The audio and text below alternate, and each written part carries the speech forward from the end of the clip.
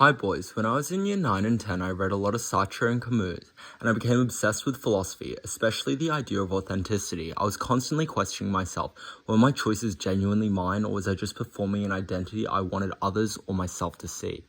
But reading Camus' The Fall made me confront myself in an uncomfortably honest way that I could never have achieved by myself. The Fall follows Jean-Baptiste Clements, a man who believes he is virtuous, compassionate, and admirable, until he realizes the moment his goodness was a performance. Through the confessional, unbroken monologue, Camus exposes Clements' self-image and the contradictions beneath it.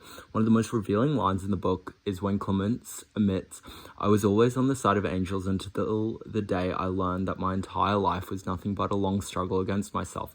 This confession reveals how integrity becomes compromised long before someone realizes it. But the moment that stayed with me the most was when Clements describes his act of politeness. "I would tip my hat to the blind who could not see me." The irony is devastating. Camus uses this almost comedic gesture to expose a deep moral flaw. Clements only behaves virtuously as a performance to himself, not because he cares for others.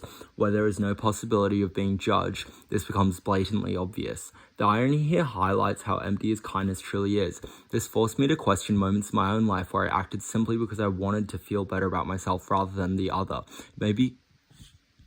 It made me question if I really cared about them after I left. This both connects and conflicts with Shaw's virtue of integrity. Integrity isn't about doing the right thing when no one's watching, it's about doing it because you care. It's about alignment, ensuring your values and actions match your intentions. The Fall taught me that integrity begins in questioning your intentions. If virtue only matters when it makes you feel better, it isn't virtue. Reading Camus helped me examine my own motives with honesty rather than shame, and in that sense, striving for integrity is a part of becoming who you really want to be. Thank you, boys, for listening.